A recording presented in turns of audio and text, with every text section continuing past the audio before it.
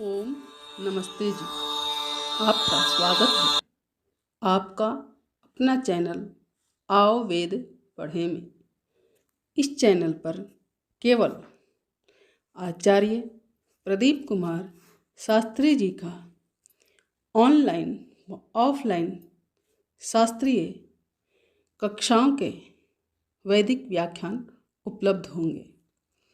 अपने चैनल पर आने वाले वीडियो की सूचना पाना चाहते हैं तो लाइक और सब्सक्राइब करें तथा घंटी के बटन को दबाएं, जिससे कि वीडियो अपलोड होते ही सबसे पहले सूचना पा सकें। वेद पढ़ें पढ़ाएं, सुने सुनाएं, वेद का संदेश घर घर पहुँचाएं। ऋषि ऋण को चुकाएं, अपना कर्तव्य निभाएं, जीवन सफल बनाएं।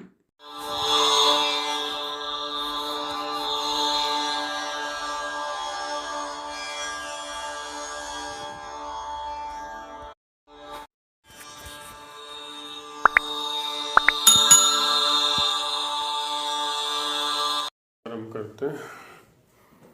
ओम सहना भवतु सहनौ भुनक्तु सह वीर्यं करवावहै तेजस्विनावधीतमस्तु मा विद्विषावहै। ओम शांति शांति शांति। अथर्ववेद के आधार पर धर्म का स्वरूप, ये विषय चल रहा है अभी।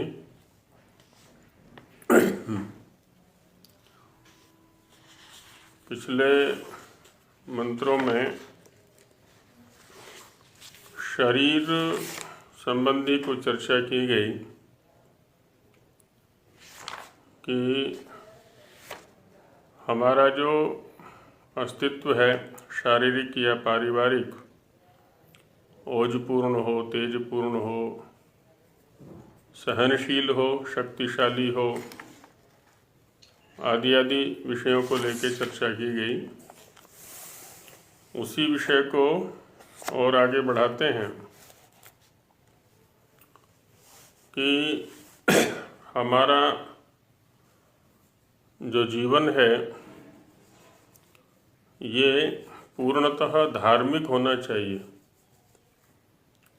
धार्मिक शब्द से तात्पर्य होता है, अष्टाध्यायी में सूत्र है धर्मम चरति, धर्म का आचरण करने वाला।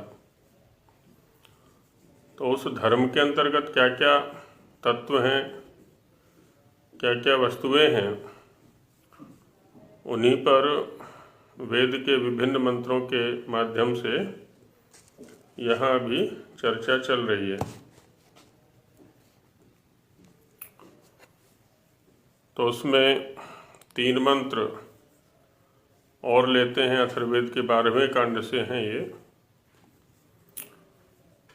ओम ब्रह्म च क्षत्रम च राष्ट्रम च विशश्च त्विषिश्च यशश्च वर्चश्च द्रविणं च आयुश्च रूपं च नाम च कीर्तिश्च प्राणश्चापानश्च चक्षुश्च श्रोत्रं च पयश्च रसश्चान्नं चान्नाद्यं च ऋतं च सत्यं चेष्टं च पूर्तं च प्रजा च पशवश्च।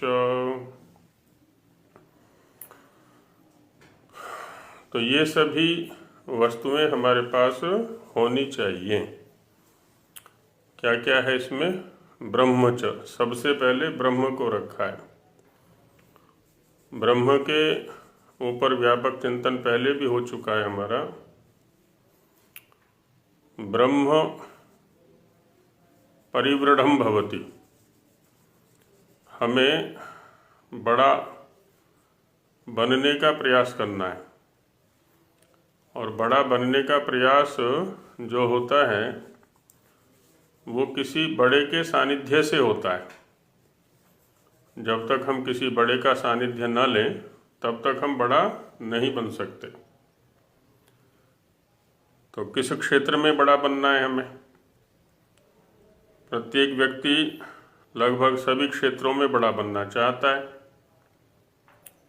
बल के क्षेत्र में, ज्ञान के क्षेत्र में, धन के क्षेत्र में, राष्ट्र के क्षेत्र में, मैंने हर तरह से वो बड़ा बनना चाहता है। और हर प्रकार से जो निरतिशय बड़ा है वह है परमेश्वर। तो उसका आश्रय लिया जाए यदि बड़ा बनना है। और उसका आश्रय लेने का जो साधन है वो भी क्या है? ब्रह्म अर्थात वेद, वेद ज्ञान।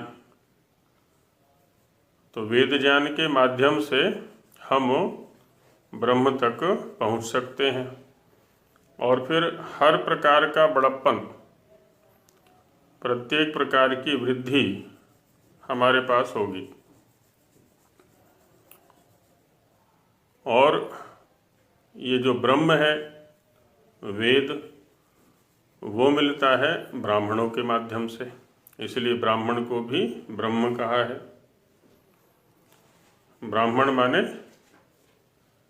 जो वेद का अध्ययन अथवा अध्यापन करने में निरंतर संलग्न रहते हैं, उसके अनुकूल अपने जीवन को चलाते रहते हैं, वो ब्राह्मण हैं। तो उनके सानिध्य से हम, है ना, ब्रह्म माने ब्राह्मणों के सानिध्य से, ज्ञानियों के सानिध्य से हम वेद ज्ञान को प्राप्त करें और वेद ज्ञान के माध्यम से हम उस ब्रह्म को प्राप्त करने का प्रयास करें। तो हम हर प्रकार से बड़े बन जाएंगे, ब्रह्म बन जाएंगे। ब्रह्म माने बड़ा। तो ये जो ब्राह्म शक्ति है ये हमारी उज्जवल होनी चाहिए, प्रदीप्त होनी चाहिए, चमकनी चाहिए, सर्वोपरि होनी चाहिए। और ये होगी हमारे प्रयास से, जब हमें उसका महत्व समझ में आएगा और उसके अनुकूल हम आचरण करेंगे, तब करेंगे तब। दूसरा दिया क्षत्रम च।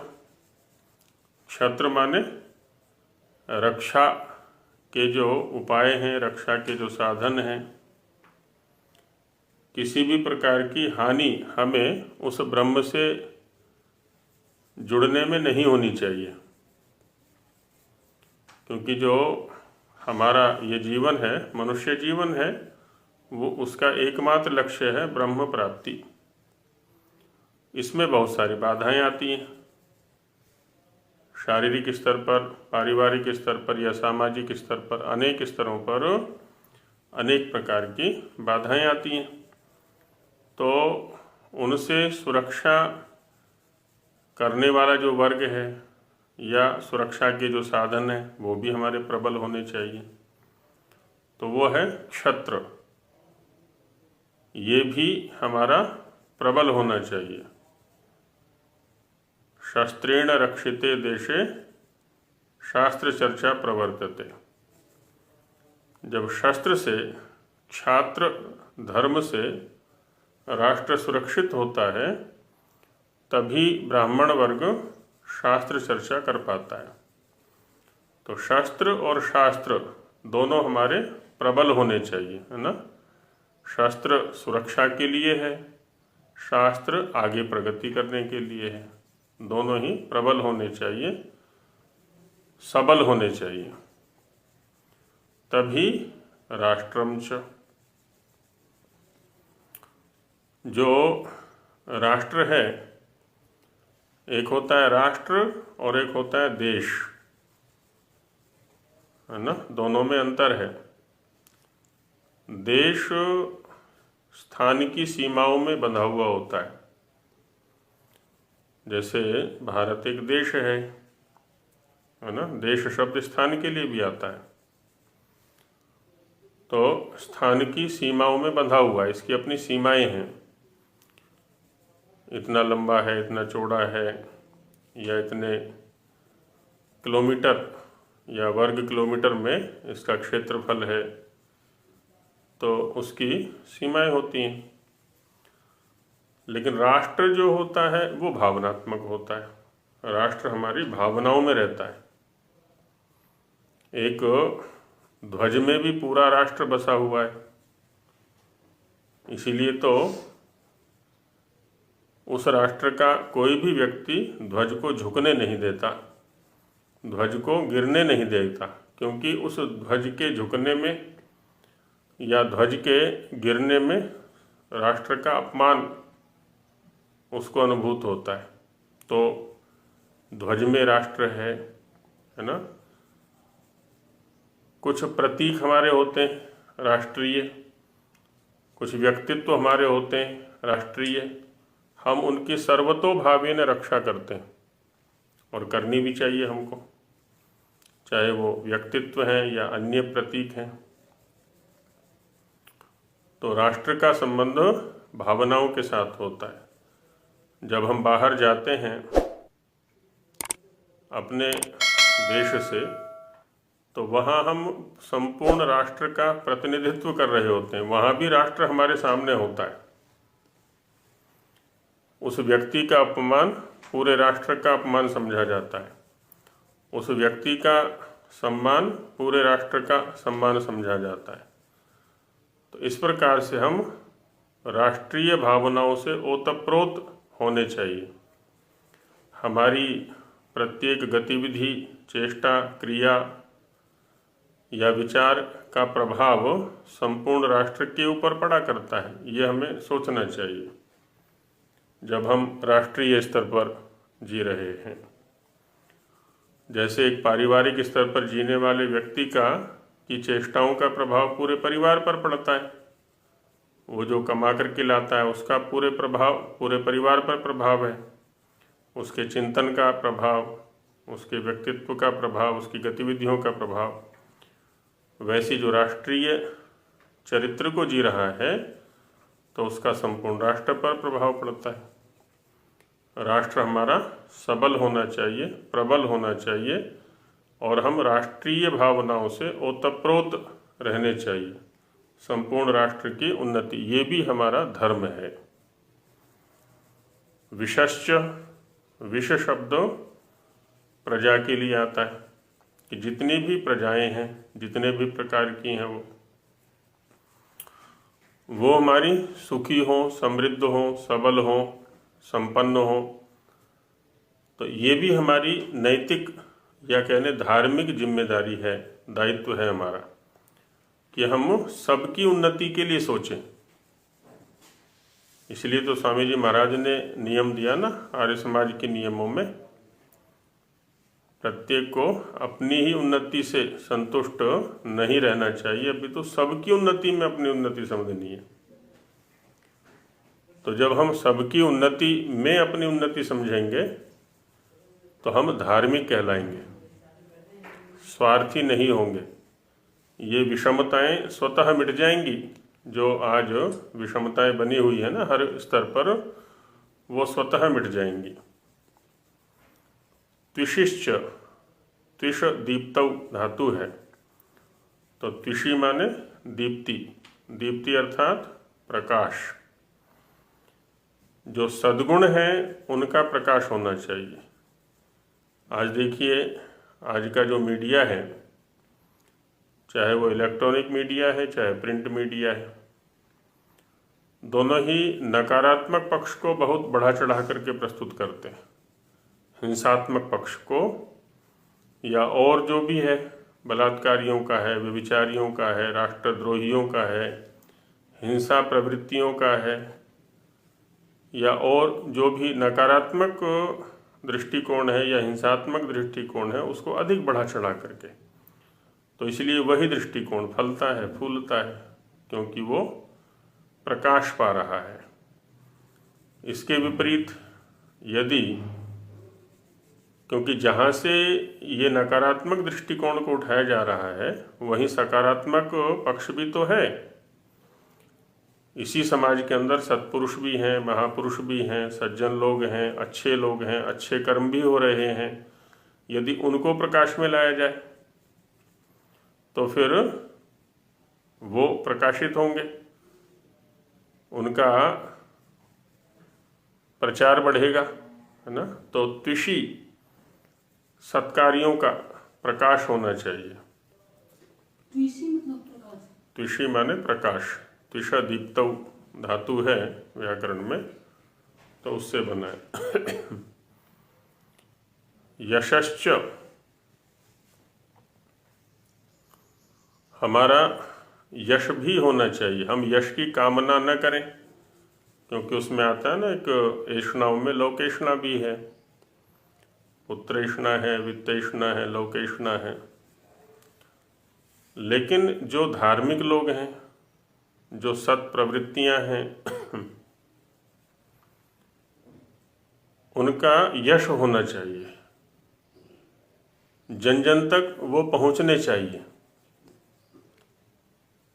जैसे किसी आतंकवादी की घटना जन जन तक पहुंचती है, वैसे ही किसी सज्जन की जो घटना है, सज्जन के द्वारा किया गया जो सत्कार्य है, वह भी जन जन तक पहुंचना चाहिए।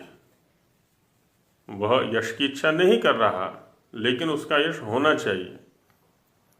ऐसी व्यवस्थाएं और ऐसी वृत्तियां हम सभी की हों कि हम अच्छे कामों को बढ़ा चढ़ा करके प्रस्तुत करें, उनको फैलाएं, अच्छे लोगों को फैलाएं, अच्छे लोगों के चरित्र को जन जन तक पहुंचाएं। ये हमारा कार्य है। तो ये भी धर्म के अंतर्गत है। और वर्चश्च, वर्च दीप्तौ धातु है, उधर त्विष दीप्तौ भी है, इधर वर्च दीप्तौ भी है।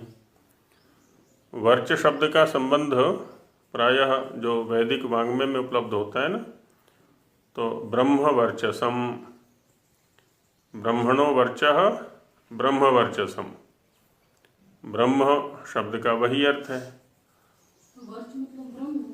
वर्च माने दीप्ति, प्रकाश।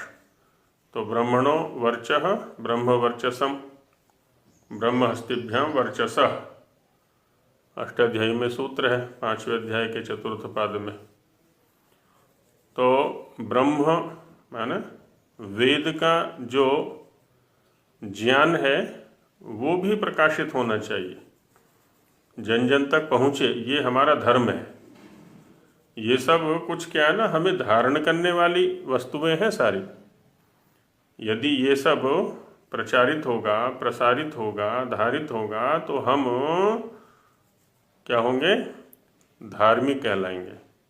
हम सुखी रहेंगे, संपन्न रहेंगे, स्वस्थ रहेंगे।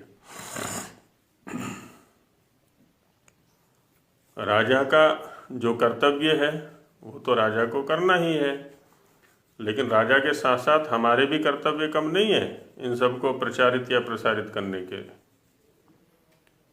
द्रविणम च, धन, द्रविण कहते हैं धन को। द्रविण शब्द ये बता रहा है ना, दुद्रुगतौ धातु है, तो द्रुगतौ से द्रविण बनेगा कि ये जो धन है ये गतिशील है, ये टिकने वाला नहीं है। जैसे अन्य किसी के पास से हमारे पास आया है, वैसे ही हमारे पास से अन्य किसी के पास भी जाएगा ही निश्चित रूप से। यदि हम बुद्धिपूर्वक इसका विनियोजन कर देते हैं तब तो ठीक है, हम धार्मिक हैं। और नहीं तो क्या है, कोई चोर चुरा लेगा, कोई डाकू छीन लेगा, और बहुत सारे प्रबंध कंपनियों ने किए हुए हैं हमारी जेब से धन को निकालने के। आतंकवादी के पास पहुंच जाएगा, किसी शराब वाले के पास पहुंचेगा, व्यसनी के पास पहुंचेगा, फिर हम पाप के भागी बनेंगे। तो द्रविण कमाना चाहिए, है ना, धन कमाएं, हमारे पास पर्याप्त धन होना चाहिए। जो प्राप्त हो गया है उसकी सुरक्षा के उपाय हमें करने हैं, और जो सुरक्षित है उसकी वृद्धि करनी है, और जो वृद्ध है, जो हमारे पास खूब पर्याप्त धन हो गया है, उसका सत्कर्मों में या सत्पात्रों में विनियोजन करना है। ये हमारा कार्य है। अभी हम क्या करते हैं, धन कमाने के लिए भी पर्याप्त परिश्रम करते हैं, कमाए हुए को सुरक्षित करने का भी पर्याप्त प्रयास करते हैं, और जो सुरक्षित है उसको बढ़ाने का भी पर्याप्त प्रयास करते हैं। अब इससे आगे जो है गड़बड़ है। हम सोचते हैं कि इसके तो हम ही स्वामी हैं, हमारे पास ही ये रहना चाहिए, हमने बड़े परिश्रम से इसको कमाया है। लेकिन हम कितना भोगेंगे ये भी तो सोचें ना, आखिर है तो साधन ही ना ये। हम माने कोई भी व्यक्ति आखिर कितना भोगेगा। तो इसका सदुपयोग यही है कि समय रहते हुए इसको सत्पात्र तक पहुंचा दें, सत्कर्म में इसका विनियोजन कर दें। तो होगा क्या, इसको तो जाना ही है एक ना एक दिन। लेकिन हमारी इच्छा से ज्ञानपूर्वक यदि इसका विनियोजन हो गया तो हम धार्मिक हो गए, क्योंकि हमने इसको धर्म युक्त कर्म में विनियुक्त कर दिया, इसका उपयोग कर दिया। तो ये भी धर्म का ही एक अंग है। ठीक है जी। अच्छा, दूसरा क्या है, आयुष्च, हमारी जो आयु है। आयु शब्द को सामान्य रूप से कहते हैं जीवन परिमाण। हमारे जीवन का जो परिमाण है कितना है, सामान्य रूप से 100 वर्ष कहा जाता है। तो जीने का मतलब खाली ये नहीं है कि प्राणों को धारण करना, खाना पीना सोना, अथवा वृद्धावस्था में जाकर के खाट पर पड़े रहना। आरंभ से ही ऐसी योजना लेकर के चलें, जब से भी हमारी समझ विकसित हुई है, बुद्धि विकसित हुई है, कि इस जीवन का एक भी क्षण या कण हम है ना दुरुपयोग नहीं करेंगे, व्यर्थ नहीं जाने देंगे, और परम लक्ष्य की प्राप्ति के लिए ही इसका विनियोग करेंगे बुद्धिपूर्वक। ऐसी पहले से योजना करें। और वस्तुतः आयु वही कहलाती है जिसका हम बुद्धिपूर्वक सदुपयोग करते हैं। जो आरंभ की है, बचपन वाली जिसको कहते हैं, उसकी तो कोई गिनती नहीं है, वो तो ऐसी चलेगी, खेल में, लड़कपन में, नासमझी में। और जब से हमने होश संभाला, बुद्धि हमारी विकसित हुई, कुछ समझने लगी, यदि उस समय न संभले, यदि उस समय शास्त्रों का आश्रय न लिया, किसी ब्राह्मण का, किसी आचार्य का, किसी मार्गदृष्टा का दर्शन हमने नहीं लिया, तो फिर क्या होगा, पूरा जीवन ऐसे ही निकल जाता है हमारा। फिर उसको आयु नहीं कहेंगे हम, वो तो पशुवत हो गया। क्योंकि जीवन का जो उद्देश्य था उसके अनुकूल तो इसका उपयोग किया ही नहीं हमने। अंत में फिर टिक जाते हैं बुढ़ापे में जाकर के, अब किसी काम के नहीं, खाट में पड़े हैं, अपनी सांसें पूरी कर रहे हैं केवल, सदुपयोग तो नहीं किया ना जीवन का। यदि आरंभ से ही हमने विद्याभ्यास कर लिया होता, विद्याभ्यास के अनुकूल अपने चरित्र का निर्माण कर लिया होता, तो ये जो चरित्र है, ये जो शरीर है, हमें अपनी भी उन्नति में साधक दिखाई पड़ता, साधन बनता हमारी उन्नति में, और औरों की उन्नति में भी ये साधन बन जाता। अब तो ना अपनी उन्नति में साधन बन रहा है, दूसरों की उन्नति की तो बात ही अलग है। इसको आयु नहीं कहेंगे। तो हमारा आहार वैसा होना चाहिए, हमारा विहार है ना वो वैसा होना चाहिए, हमारा विचार वैसा होना चाहिए जो आयु को बढ़ाने वाला हो और उसका सदुपयोग करने वाला हो। आयुश्च रूपम च, शरीर हमारा सुरक्षित रहना चाहिए। शरीर को यदि विषय वासनाओं में हमने समर्पित कर दिया तो इसका जो स्वरूप है वो विकृत हो जाएगा। ये देखा भी होगा आसपास में, जो दुर्व्यसनी होते हैं नशे के अभ्यासी हो गए या अन्य अनेक प्रकार के व्यसन या दुर्व्यसन आजकल समाज में प्रचलित हैं, जो उनके अभ्यासी हो जाते हैं तो उनके शरीर का जो स्वरूप है एकदम विकृत हो जाता है। किसी का अंग विशेष विकृत हो जाता है और किसी का पूर्ण स्वरूप भी विकृत हो जाता है। युवाओं के या युवतियों के चेहरे देखें, फोड़े हो गए, फुंसी हो गए, कील हो गए, मुहासे हो गए और न जाने क्या क्या क्या क्या एकदम विकृत कर लिया। यहाँ तक कि सुंदर दिखने के चक्कर में जो कृत्रिम उपाय अपनाए उन्होंने और ज़्यादा विकृत कर दिया।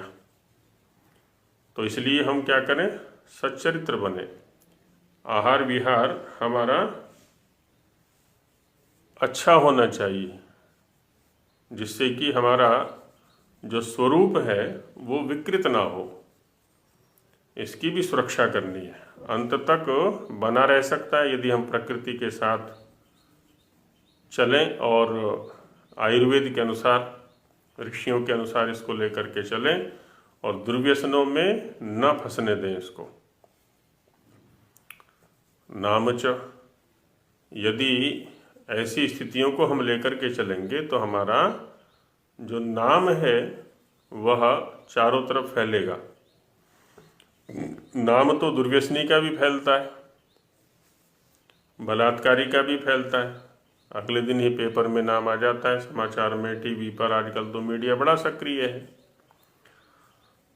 लेकिन जब हम एक सत्कर्मी के रूप में, एक सज्जन के रूप में, सत्पुरुष के रूप में, एक महापुरुष के रूप में, एक धार्मिक के रूप में अपने जीवन को जीते हैं तो वह नाम है वस्तुतः। तो वो नाम भी होना चाहिए, इसकी भी जिम्मेदारी, इसका भी दायित्व हमारा है।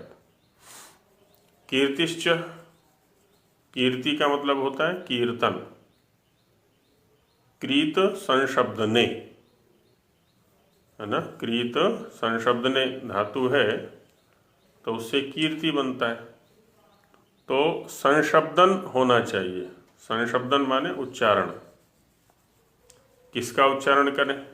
सद्गुणों का करें, सद्व्यवहारों का करें, ईश्वर के गुणों का करें, है ना। ये कीर्तन भी होना चाहिए, कीर्तन उच्चारण। क्योंकि जब हम अपनी जिह्वा पर शब्दों को लाते हैं, अच्छे शब्दों को लाएंगे तो अच्छे संदेश संप्रेषित करेंगे, अपने लिए भी, अन्यों के लिए भी। और कीर्ति शब्द वैसे यश के अर्थ में प्रयुक्त हो जाता है प्रायः, कि उसकी कीर्ति बहुत हो गई है। वहाँ भी तात्पर्य यही होता है कि जन जन की जिह्वा पर इस व्यक्ति का नाम है ना। कीर्ति का मतलब है सब लोग इसका नाम उच्चारण कर रहे हैं, आज इसने इतना बड़ा काम कर दिया कि सब लोग कह रहे हैं वाह, व्यक्ति हो तो ऐसा, कितना बढ़िया काम किया है, कितना बड़ा काम किया है इसने। तो जन जन उसका नाम ले रहा है, उसका कीर्तन कर रहा है, उसके शब्द का उच्चारण कर रहा है, तो ये होती है कीर्ति। शरीर की सुरक्षा के लिए प्राणश्च, अपानश्च, चक्षुश्च, श्रोत्रम च, प्राण और अपान दोनों सबल होने चाहिए। ये भी हमारे अभ्यास से ही होगा। नियमित रूप से हम प्राणायाम करें, व्यायाम करें, आहार विहार को अच्छा रखें, तो प्राण भी सुरक्षित रहेगा और अपान भी सुरक्षित रहेगा। क्योंकि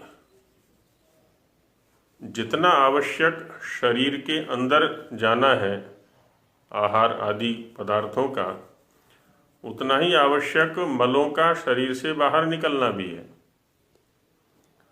अब किसी भी द्वार से निकलने वाला जो मल है शरीर के बाहर, वो यदि बाधित हो जाए कितना कष्ट होता है, और शरीर के अंदर कितने रोग पनप जाते हैं। किसी को कब्ज हो जाए, किसी को मूत्र बंद हो जाए, या अन्य इस प्रकार का, है ना, अपान विकृत हो जाए तो कितने कष्ट होते हैं और कितने रोग उत्पन्न हो जाया करते हैं। ये तभी सबल रह सकते हैं, स्वस्थ रह सकते हैं, जब हम अपनी दिनचर्या को एकदम व्यवस्थित रखेंगे ऋषियों के अनुसार। हालांकि अल्पज्ञ हैं, दोष होने स्वाभाविक हैं, लेकिन फिर भी यदि हम योजना पूर्वक चलते हैं तो दोष होने की संभावना बहुत स्वल्प रहती है। फिर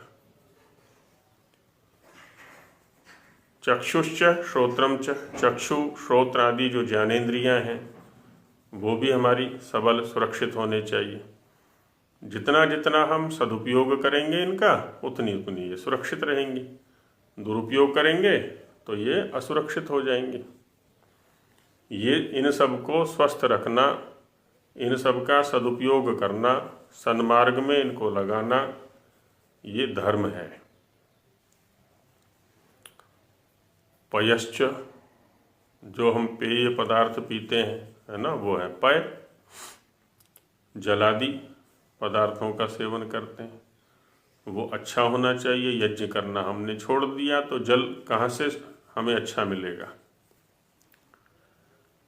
बल्कि अपनी जो गंदगी है शरीर से विसर्जित होती है प्रतिदिन, उसको भी हमने भूमिगत करना आरंभ कर दिया, क्योंकि ऊपर की भूमि को तो आच्छादित कर दिया भवनों से और भूमि पर स्थान छोड़ा नहीं, तो क्या है, भूमिगत उतार दिया उस दुर्गंधित या मलिन जल को, तो अंदर का जो जल है वो भी दूषित। और बाहर हम यज्ञ कर नहीं रहे तो जो वृष्टि का जल है वो भी दूषित। दूषित जल ऊपर जा रहा है नीचे से और ऊपर से नीचे आ रहा है, तो चारों तरफ दूषण हो गया। इसकी सुरक्षा करना, इसका प्रबंध करना भी हमारा कर्म है। ये भी धर्म के अंतर्गत है कि भूमिगत जल भी सुरक्षित रहना चाहिए और जो वृष्टि वाला जल है, अंतरिक्ष या महेंद्र जल है, वो भी सुरक्षित हो, इसका प्रबंध हमें करना है। ये भी धर्म के अंतर्गत है। रसश्च, दुग्धादि रस हैं जो पशुओं से प्राप्त होते हैं, औषधियों से प्राप्त होते हैं। गोरस, है ना, गौओं से प्राप्त जो हमें दूध आदि हैं। इक्षुरस, औषधि रस, अनेक प्रकार के रस हैं। तो ये रस भी हमें सुरक्षित रूप में, स्वस्थ रूप में प्राप्त हों, ऐसी व्यवस्था करें। गोपालन ना हम करते हैं, ना करने वालों का सहयोग करते हैं, तो फिर स्वस्थ रस हमें कैसे प्राप्त होगा। ना ही औषधियों की सुरक्षा के लिए। अब तो ये है कि हमारे पास पैसा है तो दूध हम वहाँ से ले आएंगे डेयरी से, बाकी डेयरी वाला जाने कैसे दूध बना रहा है कि कहाँ से ला रहा है। औषधियाँ हम पंसारी के यहाँ से ले आएंगे, बाकी पंसारी जाने कि वो कहाँ से औषधि लाता है, कैसी लाता है और किस औषधि को किस रूप में हमें प्रदान करता है। घी है, दुकान से ले आएंगे हम जा कर के, घी कहाँ से आ रहा है, कैसे आ रहा है, हमें उससे लेना देना नहीं है। नहीं, ये सारी धर्म के अंतर्गत है। सारी व्यवस्थाओं पर हमारी दृष्टि होनी चाहिए। केवल अपने भोग तक सीमित ना रखें अपने आप को, क्योंकि अपने भोग तक सीमित रखेंगे तो वो भोग भी सुरक्षित या स्वस्थ मिलने वाले नहीं है हमको। तो ऐसी व्यवस्था बनाएं हम जिस भी क्षेत्र में हैं। अन्नम च अन्नाद्यम च, फसल से प्राप्त होने वाला वो अन्न कहलाता है ना, चाहे वो गेहूं है, जौ है, चावल है या जो भी है, शाक हैं, फल हैं, सब अन्नादि हैं। और अन्नाद्य वह होता है जो खाने के लिए तैयार है, संस्कारित है, जो वो अन्नाद्य है। तो अन्न और अन्नाद्य ये भी हमारा सुरक्षित होना चाहिए, स्वस्थ होना चाहिए। ऋतम च सत्यम च, ऋत जो शाश्वत नियम हैं उनका भी पालन होना चाहिए, वो हमारी दृष्टि में रहने चाहिए। सत्य जो व्यावहारिक नियम है ना, एक व्यावहारिक नियम होते हैं, एक शाश्वत नियम होते हैं, दोनों हमारी दृष्टि में होने चाहिए कि व्यावहारिक नियम क्या है, शाश्वत नियम क्या है। दोनों पर दृष्टि नहीं रखेंगे तो हम सुरक्षित नहीं रह सकते। इष्टम च पूर्तम च, इष्ट क्या है हमें, है ना, ब्रह्म की प्राप्ति, मोक्ष की प्राप्ति, सभी दुखों से छूटना, परमानंद की प्राप्ति आदि आदि। तो उसका हमें ध्यान रखना है। और पूर्त कर्म कौन से हैं, जो तृप्ति करने वाले हैं, पूर्णता देने वाले हैं, यज्ञादि हैं, हमारी भी पूर्ति करते हैं, दूसरों की भी पूर्ति करते हैं। हमारा जो मन वचन कर्म से व्यवहार है, हमारी भी पूर्ति करते हैं, दूसरों की भी पूर्ति करते हैं। ये सब बुद्धिपूर्वक होने चाहिए। प्रजा च, संपूर्ण प्रजा का हम ध्यान रखें, चाहे अपनी संतानें हैं या अन्य प्रजाएं हैं, उन सब का ध्यान रखें। स्वस्थ हों, धार्मिक हों। पशुवश्च, पशु जो हमारे उपयोग के हैं, सारे ही पशु हमारे प्रत्यक्ष या परोक्ष उपयोग में आने वाले हैं। कुछ ग्राम्य पशु होते हैं, दूसरे जंगल पशु होते हैं। ग्राम्य पशु हैं, गाय है, भैंस है, बकरी है, भेड़ है, आदि आदि जो भी है, जो हमारे जीवन के साथ में साक्षात जुड़े हुए। जंगल पशु हैं, शेर आदि, है ना। तो सबकी अपनी उपयोगिता है। जो जंगल पशु हैं वो प्रकृति को सुरक्षित रखने के लिए आवश्यक हैं। ग्राम्य पशु हैं वो हमारे जीवन के साथ जुड़े हुए हैं, सीधे सीधे खेती में उपयोगी हैं वो, है ना, वो दूध आदि दे करके हमारा उपकार कर रहे हैं। तो ऐसे सभी स्वस्थ रहें, सभी सुरक्षित रहें। तो ये सभी वस्तुएं किस में है, ये धर्म के अंतर्गत है। इन सब का सदुपयोग लेना और इन सब को स्वस्थ सुरक्षित रखना, ये धर्म है। तो ये हमारा नैतिक दायित्व है, धार्मिक दायित्व है। तो इसका भी हमें पालन करना है। स्वामी जी महाराज अपने भाष्य में इन मंत्रों का अर्थ आगे दिखा रहे हैं कि भाष्यम इत्यादि अनेक मंत्र प्रमाणैर धर्मो वेदेषु ईश्वरेणैव सर्वमनुष्यार्थम उपदिष्टोस्ति। अब धर्म शब्द बड़ा संकुचित सा कर दिया है। कोई मंदिर में जाने को धर्म कह रहा है, कोई केवल संध्योपासना को धर्म कह रहा है। अब यहाँ वेद की दृष्टि में देखें तो जीवन का प्रत्येक अंग, प्रत्येक क्रिया धर्म है यहाँ पर, क्योंकि वो हमें धारण कर रही है। तो जो कुछ भी हमें धारण कर रही है वो सब धर्म है। हम केवल एक पक्ष पर ध्यान रखें और दूसरे पक्ष पर ध्यान न रखें तो हम अधार्मिक हो गए। अब जीवन सुरक्षित नहीं है हमारा, तो हमारा सभी पक्षों पर ध्यान रहना चाहिए। तो इसलिए कह रहे हैं कि इत्यादि अनेक मंत्र के प्रमाणों से धर्म का जो उपदेश है वो वेद में ईश्वर ने सभी मनुष्यों के लिए किया हुआ है। किसी एक व्यक्ति विशेष, वर्ग विशेष के लिए नहीं किया है, सभी के लिए किया, मनुष्य मात्र के लिए किया है।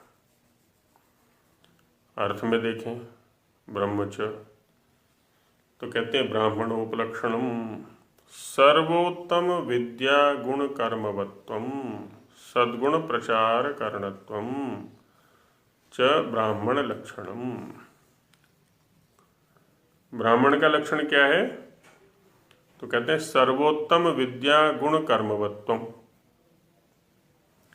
सर्वोत्तम विद्या गुण और कर्म वाला होना।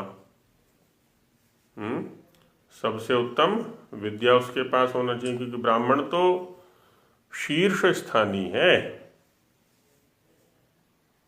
ब्राह्मणोस्य मुखम आसीत, है ना। ब्राह्मण तो मुख स्थानी है, शीर्ष स्थानी है, सर्वोपरि है।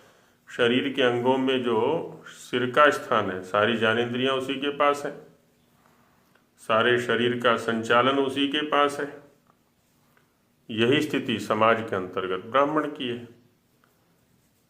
तो इसलिए उसको, उसके पास जो कुछ भी हो वो उत्कृष्ट कोटि का होना चाहिए। क्या? विद्या, गुण और कर्म कैसे होने चाहिए? सर्वोत्तम। तो सर्वोत्तम विद्या वाला होना, सर्वोत्तम गुण वाला होना, सर्वोत्तम कर्म वाला होना, क्योंकि संपूर्ण समाज का वह आदर्श है, दर्पण के सदृश है वो संपूर्ण समाज के लिए। उसी को देख करके तो संपूर्ण समाज अपने जीवन को चलाता है। तो इसलिए ब्रह्म यहाँ पर ब्राह्मण का उपलक्षण हुआ, और ब्राह्मण के कर्म क्या है जी? सर्वोत्तम विद्या वाला, सर्वोत्तम गुणों वाला और सर्वोत्तम कर्म वाला होना। सद्गुण प्रचार करणत्वम, और केवल स्वयं होना ही पर्याप्त नहीं है कि स्वयं जो है सर्वोत्तम विद्या वाला, सर्वोत्तम गुण वाला और सर्वोत्तम कर्म वाला हो जाए, अपितु उन सर्वोत्तम विद्या गुण कर्मों का प्रचार भी करना है, अन्यों तक भी पहुंचाना उसका दायित्व है। आयुर्वेद में आता है कि अस्वस्थ को स्वस्थ करना, ये तो वैद्य का दायित्व है, आयुर्वेद का प्रयोजन है ये, कि जो अस्वस्थ हो गया है, रोगग्रस्त हो गया है, उसके रोग को दूर किया जाए, चिकित्सा की जाए। चिकित्सा माने रोग को दूर करना, ये चिकित्सा कहलाता है। तो जहाँ ये प्रयोजन है वहीं ये भी प्रयोजन है कि स्वस्थ को स्वस्थ रखना, स्वस्थ को रुग्ण न होने देना, ये भी वैद्य का दायित्व है। यदि वैद्य के रहते हुए समाज में कोई रोगी होता है तो उसका जो दायित्व है वो वैद्य का है कि समय रहते उसने समझाया क्यों नहीं कि जीवन शैली कैसी करनी है तुमको। यदि वो समय रहते हुए सब तक जीवन शैली के प्रकार को पहुंचा देता तो कोई अस्वस्थ क्यों होता। अब एक व्यक्ति अस्वस्थ हो जाए तो कितनी ऊर्जा, कितना धन और कितना समय केवल इसी में निकल जाता है, किसमें? स्वस्थ करने में। जिस समय का सदुपयोग उसको उधर करना था जीवन के परम लक्ष्य की प्राप्ति के लिए, उस समय का, उस ऊर्जा का उपयोग वो स्वस्थ होने के लिए कर देता है। अनेक अनेक वर्ष उसी में निकल जाते हैं उसके। तो इसलिए सद्गुण प्रचार करणत्वम, समाज में रोग फैलते हैं, समाज में दोष फैलते हैं, समाज में व्यभिचार आदि कर्म फैलते हैं, तो इन सब का दोषी भी ब्राह्मण है, क्योंकि वो दर्पण है समाज का, वो सर्वोपरि है। इसलिए समय रहते सब तक वो सर्वोत्तम विद्या को पहुँचाए, सर्वोत्तम गुणों को पहुँचाए, सर्वोत्तम कर्मों को पहुँचाए।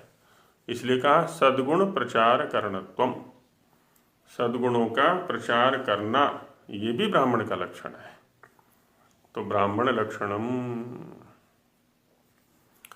तच्च सदैव वर्धयितव्यम, और इस विधा का, इस कर्म का, इस क्षेत्र का की सदा वृद्धि होनी चाहिए। और आज यदि देखें तो ब्राह्मण ही जो है ना निकृष्ट बना हुआ है समाज में, क्योंकि ना उसके पास सर्वोत्तम विद्या है, न सर्वोत्तम गुण है, न ही सर्वोत्तम कर्म है। तो इसलिए वो हीनता को प्राप्त हो रहा है। वो बढ़ा ले अपने विद्या गुण कर्म, इनकी वृद्धि कर ले तो आज भी शीर्षस्थ हो सकता है वो। तो इनकी सदा ही वृद्धि करनी है। क्षत्रम च, दूसरे स्थान पर आता है छात्र कर्म, छात्र धर्म। ये हो गया ब्राह्म धर्म या ब्राह्मण धर्म, और दूसरा हो गया छात्र धर्म। तो क्षात्र में क्या है? क्षत्रियोपलक्षणम, है ना, यहाँ पर क्षत्रिय को उपलक्षित किया गया है। उसमें क्या? विद्या, चातुर्य, शौर्य, धैर्य, वीर पुरुषान्वितम च सदैव उन्नेयम। विद्या होनी चाहिए उसके पास में, विद्याहीन तो कोई भी नहीं होना चाहिए। चातुर्य, शत्रु को कैसे वश में करना है, उसको कैसे परास्त करना है, किस नीति का उपयोग करना है, साम दाम दंड भेद आदि जो भी है, तो ये चातुर्य उसके पास होना चाहिए। शौर्य माने शूरता, शूर वीर विक्रांत धातु है, और शूरस्य भावः कर्म वा शौर्यम। शत्रु को दे करके कायरता प्रदर्शित ना करे, पलायन ना करे, उससे डट करके मुकाबला करे, उसको परास्त करे, उसको पराजित करे, उसका विनाश करे, उसको पीछे हटने पर बाधित करे, ये शौर्य उसके पास होना चाहिए। धैर्य है ना, धीरता, धृति है ना, धृति धैर्य धर्म के लक्षणों में मनु महाराज ने पहले रखा हुआ है धृति को। धृति तो सभी के पास अवश्य ही होनी चाहिए, धैर्य हर क्षेत्र में आवश्यक है। वीर, वी विशेषेण ईर ईरयति प्रेरयति शत्रुन इति वीरा, है ना, हम वीर बने, क्षत्रिय का वीर होना आवश्यक है, जो शत्रु पक्ष को खदेड़ दे, है ना, तो उसको वीर कहते हैं। हरियाणा में पुत्र के लिए भी वीर शब्द का प्रयोग आया हुआ है। पति के लिए भी है, भाई के लिए भी है ना, अनेक अर्थों में आता है पुरुष के लिए वीर शब्द का। इसीलिए वीरवती, और हरियाणा में बोल देते हैं वीरबानी। वीरबानी माने वीरवती, तो वीर पुत्रों वाली। ऐसे ऐसे पुरुषान्वितम, पुरुषों से युक्त हमारा छात्र पक्ष होना चाहिए, और उसका सदैव उन्नयम, इसकी उन्नति हो सदा, इसकी अवनति नहीं होनी चाहिए। हर तरह से ये सबल हो, प्रबल हो, उन्नत हो। राष्ट्रम च, राष्ट्र की वृद्धि कैसे होगी? सत्पुरुष सभया, सभा में कौन होने चाहिए जी? सत्पुरुष होने चाहिए, सज्जन पुरुष, अच्छे पुरुष, धार्मिक पुरुष, चरित्रवान पुरुषों की सभा होनी चाहिए। तो ऐसी सभया, और सुनियमयी ही, नियम भी वो हों जो सर्वोपकारी हों, दुष्टों को दंड देने वाले हों, दस्युओं को दंड देने वाले हों, आतंकियों को दलित करने वाले हों, और सज्जनों को ऊपर उठाने वाले हों, धार्मिकों को, सत्पुरुषों को, चरित्रवानों को ऊपर उठाने वाले हों। ऐसे नियमों के द्वारा सर्व सुखाढ्यम, है ना, जिसमें सभी के सुख की चिंतन हो, तो सभी के सुखों से समृद्ध, शुभ गुणान्वितम, शुभ गुणों का योग वहाँ पर होना चाहिए, शुभ गुण वाले। तो ऐसा राज्यम सदैव कार्यम, है ना, राष्ट्र हमारा ऐसा होना चाहिए जिसमें सत्पुरुषों की, चरित्रवान लोगों की सभाएं हों, उनमें अच्छे नियम हों, सभी के सुख की समृद्धि का चिंतन हो, सभी लोग शुभ गुणान्वित हों। उसमें कहा है ना छांदोग्योपनिषद में अश्वपति महाराज ने, न मेस्तेनो जनपदे न कदर्यो न मद्यपः नाना हिताग्निर्ना विद्वान न स्वैरी स्वैरिणी कुता। खुले रहें, खूब संपन्नता होनी चाहिए, कोई दरिद्र ना हो। विशश्च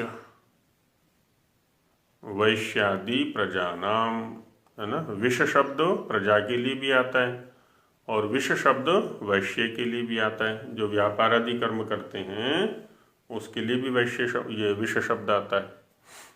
तो जो वैश्यादि प्रजाएं हैं उनका व्यापारादि कारिणाम, जो व्यापारादि कर्मों को करने वाले हैं, पशु कर्म करते हैं, कृषि कर्म करते हैं, अन्य जो आदान प्रदान अन्नादि का है ना, इन सब कार्यों करने वाले हैं, उनका भूगोले, संपूर्ण पृथ्वी पर ही अव्याहत गति संपादने न, सर्वत्र उनका गमनागमन हो सके, और गमनागमन की ऐसी व्यवस्था करें कि उनमें कोई बाधा ना आए।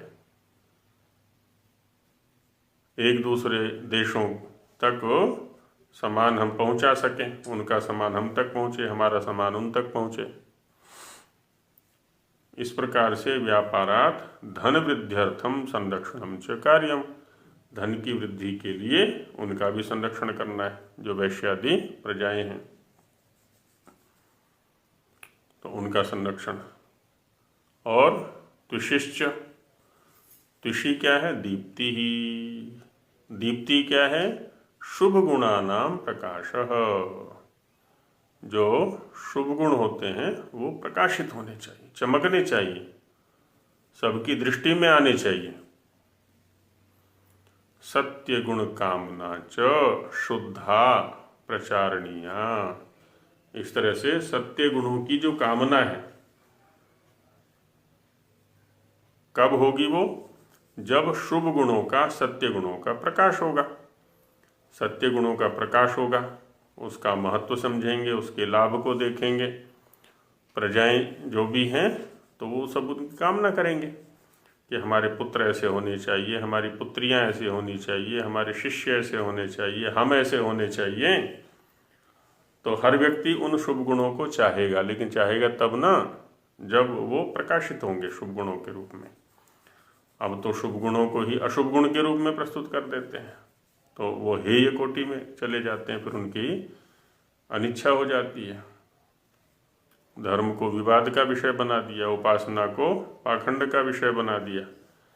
कैसी कैसी विपरीत परिस्थितियां चल रही हैं, प्रचार, दुष्प्रचार चल रहा है, तो उसका प्रचार करना है। और यशश्च धर्मान्विता अनुत्तमा कीर्ति ही संस्थापनीया। धर्मान्विता माने धर्मयुक्त, अनुत्तमा सर्वश्रेष्ठ। अनुत्तमा में बहुरी समास करेंगे। न विद्यते उत्तमा यस्याह सा अनुत्तमा, जिससे उत्तम और कोई नहीं हो सकती। ऐसी कीर्ति स्थापित करनी है अपनी। हमारी जो कीर्ति है ना वो धर्म में होनी चाहिए। मनु महाराज ने घोषणा की थी ना, किस रूप में घोषणा की थी इस आर्यावर्त देश की, कि एतद्देश प्रसूतस्य सकाशादग्रजन्मनः स्वंसं चरित्रं शिक्षेरन् पृथिव्यां सर्वमानवाः। इस रूप में घोषणा की थी कि कितना उन्नत चरित्र है इन आर्यावर्त वासियों का, कितना उन्नत चरित्र है कि सारी भूमि के जो लोग हैं इनसे आकर के सीखें कि चरित्र क्या होता है। तो वो होना चाहिए, उसकी स्थापना होनी चाहिए। और वर्चश्च, वर्च क्या है? सद्विद्या प्रचारम सम्यक अध्ययनाध्यापन प्रबंधम कर्म सदा कार्यम। तो सद्विद्या का प्रचार और अच्छी प्रकार से अध्ययन अध्यापन का प्रबंध। अध्ययन, जो छात्र हैं या जो भी स्वाध्यायशील लोग हैं अच्छी प्रकार से वो अध्ययन कर सकें, और जो पढ़ाने वाले हैं आचार्य आदि वर्ग है वो अध्यापन कर्म अच्छी प्रकार से करा सके। और जो हमारा प्रचारक वर्ग है वो भी सद्विद्या का प्रचार अच्छे प्रकार से कर सके, ऐसी व्यवस्था करनी है हम सभी को मिलकर के। और द्रविणम च, द्रविण क्या है? देखिए द्रविण की परिभाषा स्वामी जी की, अप्राप्तस्य पदार्थस्य न्यायेन प्राप्ति इच्छा कार्या। जो पदार्थ हमें प्राप्त नहीं है, हमारे पास नहीं है, तो न्यायपूर्वक उसको प्राप्त करने की इच्छा करना। अन्यायपूर्वक नहीं, अधर्मपूर्वक नहीं, अनीतिपूर्वक नहीं, न्यायपूर्वक। प्राप्तस्य संरक्षणम, जब वो प्राप्त हो जाए तो उसकी सुरक्षा का उपाय करना, ये भी द्रविण के अंतर्गत है। रक्षितस्य वृद्धि, जो सुरक्षित है हमारे पास वो और बढ़े, कम ना होता चला जाए, है ना, वो और बढ़े, उसकी वृद्धि हो गई, इसका उपाय भी हमें करना है। वृद्धस्य सत्कर्मसु व्ययश्च योजनीय, जो बढ़ा हुआ धन है उसका सत्कर्मसु व्यय, सत्कर्मों में उसका व्यय करना, इसकी भी योजना हमें करनी है। मनु महाराज ने कहा है, अलब्धम चैव लिप्सेत लब्धम रक्षेत प्रयत्नतः रक्षितम वर्धयेत चैव वृद्धम पात्रेषु निक्षिपेत, कि जो प्राप्त नहीं है उसको प्राप्त करने की इच्छा करे, प्राप्त की रक्षा करे प्रयत्न पूर्वक, रक्षित को बढ़ाए, रक्षा किए हुए को बढ़ाए, और जो बढ़ा हुआ है उसका सत्पात्रों में उपयोग कर दे उसका। एतत् चतुर्विधम विद्यात् पुरुषार्थ प्रयोजनम अस्य नित्यम अनुष्ठानम सम्यक कुर्याद तंद्रितः। तो ये 4 प्रकार का यहाँ पर जो पुरुषार्थ है इसका बिना किसी तंद्रा के उपयोग करना है, इसका नियमित रूप से अभ्यास करना है। तो सत्कर्म में विनियोग करना, ठीक है। तो धन वहाँ से हो गया, अप्राप्त को प्राप्त करने की इच्छा करना, प्राप्त को सुरक्षित करना, सुरक्षित को बढ़ाना, बढ़े हुए को सत्कर्म या सत्पात्रों तक पहुँचाना, ये हमारा दायित्व है, ये हमारा धर्म है। एतत् चतुर्विध पुरुषार्थेन धन धान्योन्नति सुखे सदैव कार्ये। इस चतुर्विध 4 प्रकार के पुरुषार्थ से, ये 4 प्रकार का पुरुषार्थ बता दिया पहले। अप्राप्त के प्राप्ति की इच्छा न्यायपूर्वक करना, प्राप्त की सुरक्षा करना, सुरक्षित की वृद्धि करना, और वृद्ध का बढ़े हुए का सत्कर्मों में विनियोजन करना। इस 4 प्रकार के पुरुषार्थ से धन धान्य की उन्नति और सुख की उन्नति सदैव हमें करनी है। ये क्या है? धर्मो, ये धर्म के अंतर्गत आता है। तो इस प्रकार से प्रथम मंत्र के ऊपर आज इस भाष्य में विचार किया। आगे अब कल करेंगे, समय पूरा हो गया है। जी, योगक्षेम की उसमें आ जाएगा अपनी भाषा में। हाँ जी, हाँ जी, योगक्षेम, योग माने अप्राप्त को जोड़ना, क्षेम माने सुरक्षा करना। ठीक बात है, चलिए। पुरुषार्थ के भेद भी आ जाएंगे इसमें जी। हाँ जी, आ जाएंगे। ओम सहना भवतु सहनौ भुनक्तु सह वीर्यं करवावहै तेजस्विना वधीतमस्तु मा विद्विषावहै। ओम शांति शांति शांति। सभी को नमस्ते जी।